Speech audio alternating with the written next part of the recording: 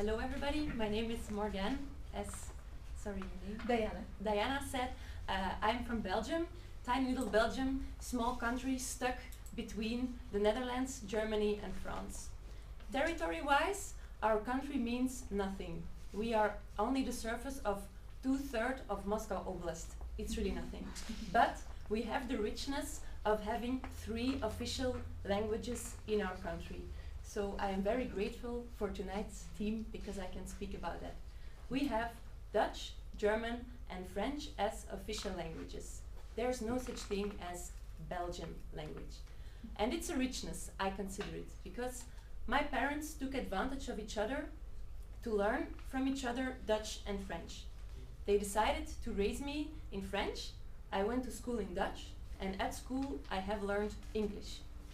To be honest, the best school for English in Belgium is to just listen to music and watch films, because we watch films with subtitles in original version, and that makes it a really good learning school. And where most people would be happy to know 2 or 3 languages and speak them fluently, I thought I can have one more. So at university I learned Russian. And I went to Petrozavodsk in Karelia for 1 year after to perfect it. And I worked for 6 years in international business. I quit it, unfortunately, 1.5 years ago, and I missed coming to Russia, so that brought me here on a sort of start of winter day period, which is not the best part to walk around in Moscow, but I'm happy to be here tonight, and I'm very honored to be your table topics master. So enough about me, let's have some table topics, which are all related to languages. I made up a lot of questions, so I hope to have many volunteers. For the first time guests who are here, table topics are very short speeches. You have 1 up to 2 minutes to think of a reply on the questions that I have prepared. So a volunteer comes up to me, you pick a question, you have 30 seconds to think about what you will say, and then the timer will wave you when you have reached the limits to explain your thought. So consider it as a little speech with an opening, a body and a conclusion, and try to make a good point, impress us, and win the ballot of the table topics tonight. So, do I have a first volunteer?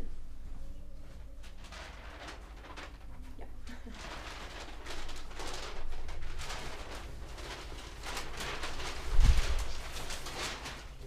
If you have a problem with my handwriting, I can read it for you. I hope there will be no problem. So, I need to read it, right? Yes?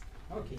Imagine you are on the beach and bump onto a lost child.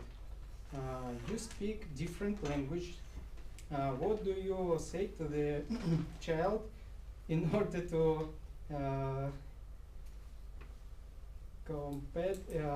it To comfort it. to comfort it make until feel it find its relatives. So, as I understood, I saved the life of the little child, right? And I need to just to support him with Yes. some speech. Yes. Okay. So this is my child. Okay, dear. So everything will be fine. I hope you don't met any sharks there. Probably you've got something for your dinner. So look at this. This beach is still fine. So just don't worry. Take your time.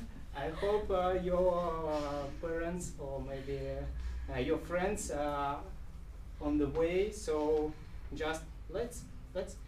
Have you ever heard watched cartoon Mermaid? So maybe you had a chance to meet her there. So and with the friends, maybe some other cartoons. So I hope it's a good experience. So there it will be a good story when you will grow up. So, yes, thank you. Thank you.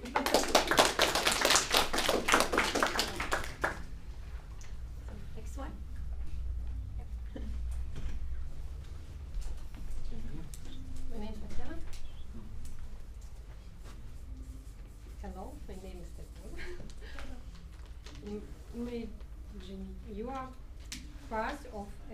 tribe in the middle of nowhere. What does it mean, tribe? Sorry. Huh? In nowhere, you. Should I read it? I'm sorry. Yeah. So you will never meet a foreigner. Do you want to learn a foreign language? Yes or no, and why?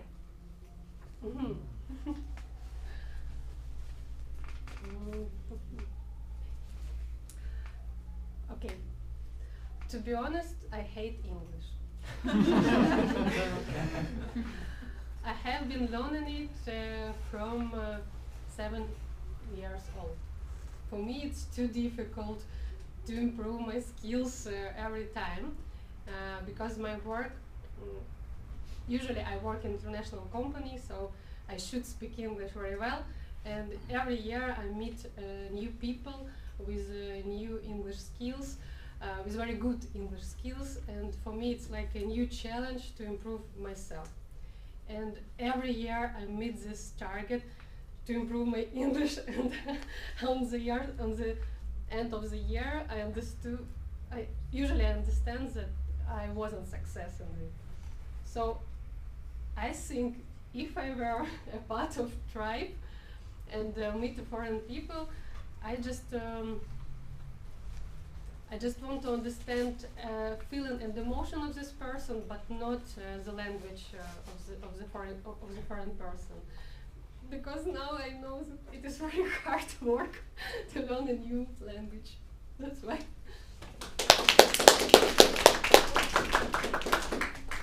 Someone is already standing up. That's a good sign. Oops. What's your name? What's your name, son? Your name? Your name? I can read it. Okay, I'm sorry. So Esperanto, it's a universal, political, neutral language that was created in 1887. And it has generated 2 million speakers spread over 120 countries. Would you call it a success or a failure? Would you call it success or failure?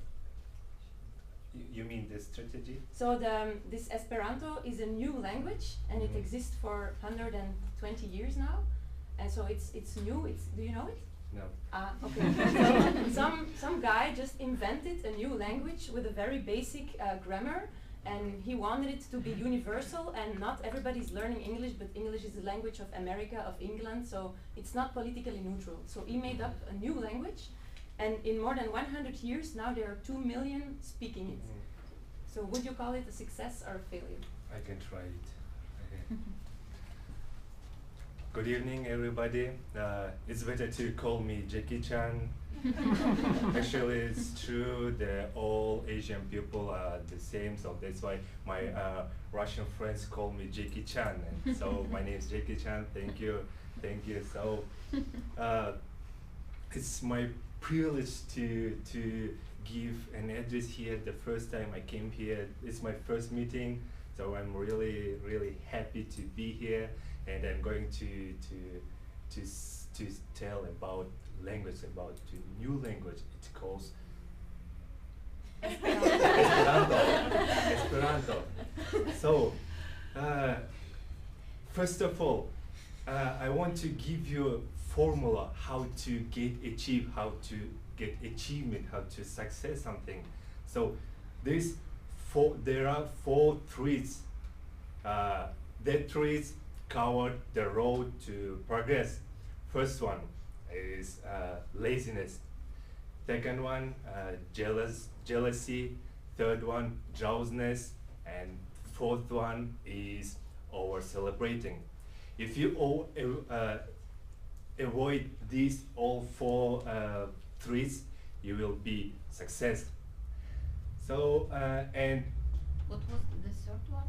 Third one, drowsiness. Sleep less. To sleep less. Drowsiness. Sorry for my English. So I'm sure that it is not easy. If it was be easy, everyone does it.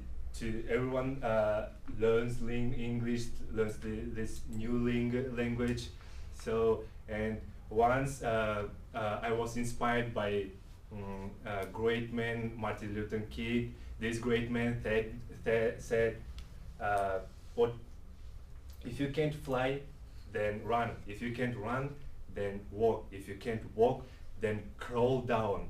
Whatever you do, never stop. Keep going, keep forward." And I'm sure that if you all start to learn this new language, Esperanto, so you will be get achievement if you lead these all threads. I mean, my advice. Thank you. Do we have time for Yeah. another? Yes, Yeah. yes, yes. Yes. Okay. Yeah. Hello, my name is Vladimir.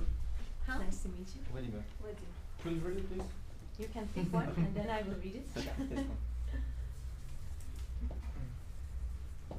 Does it have an added value to learn dead languages such as Latin or Old Greek or Old Slavonic? Yeah, sure. I myself, I'm a teacher of English and German, and I'm fond of languages. I'm fond of, right now I'm learning Italian.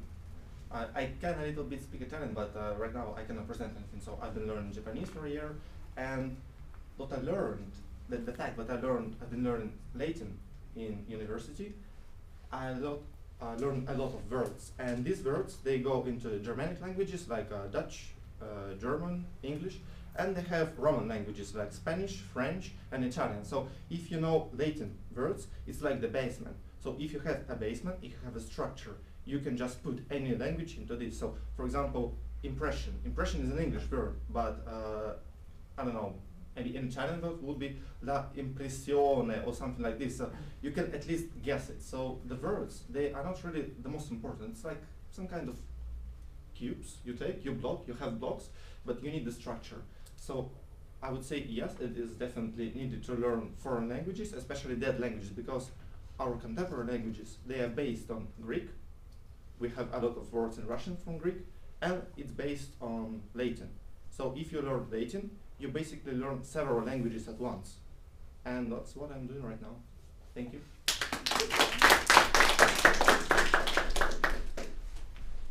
More volunteers? Yeah.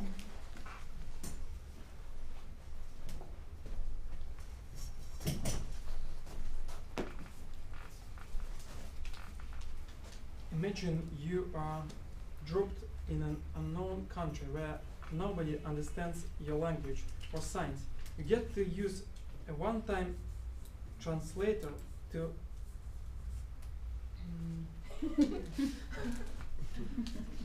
To provide you maximum 3 basic words or phrases. which one would you choose and why?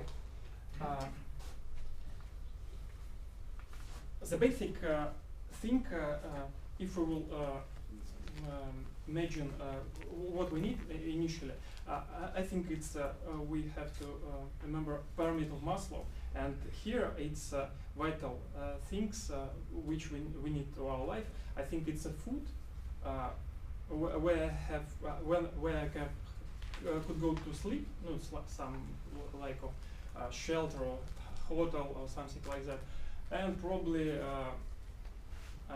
because I'm a foreign country, I need to work and receive money to pay for food and for that shelter.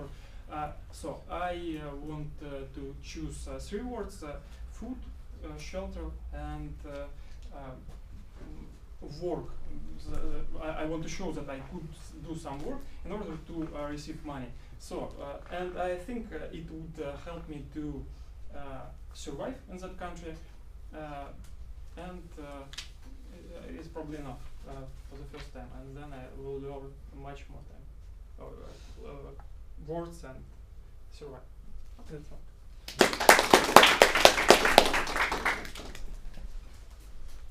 Another volunteer?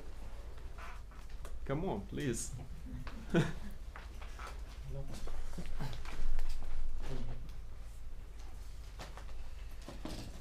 Belgium had 3 official languages. Which language, any, would you consider to be the second official language in Russia? Well, what are they again? German? Yeah, it could be any. In Ah, Belgium it's any. French, Dutch and German, but any language of Any the world. official language Yeah. in Russia. Wow. Well, I actually have no idea which official language can be absorbed into our new culture, because our culture is very special. Russian is a very widespread language. About 2 million people speak Russian, and it's very widespread in the Western and in the Eastern Europe. And almost every ethnic country knows Russian, so there is one kind of idea that we need to bring a language that is not very known to us, which is not very related to like Ukrainian or Belarusian, but a completely different language.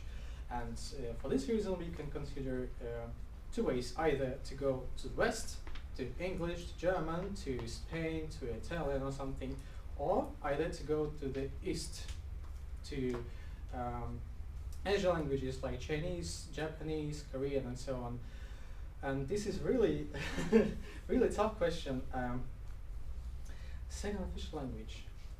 Actually, since everyone in Chinese, yes, actually, since everyone in the world is trying to be international, since everyone is trying to have knowledge, trying to have possibility for any future possibilities to development, I guess English could be one of the languages we could absorb. Really, we could have towns in which people speak two languages, English and Russian, as it is done in many European countries. So that is very simple. Thank you. I see 5 names of men on the board. Maybe one lady, one more lady. Come on, ladies. We can do it. Yeah. Yeah. Yeah. Okay. Yeah.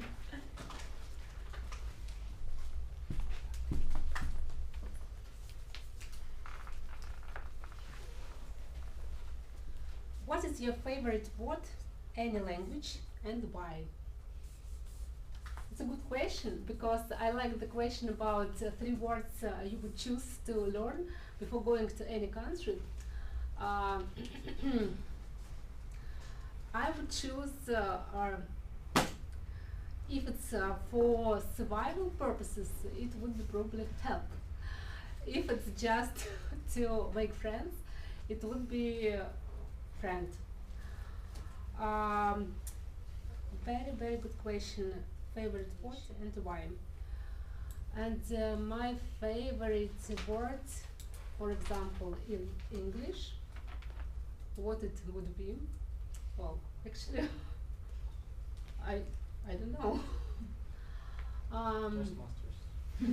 Yeah, I know.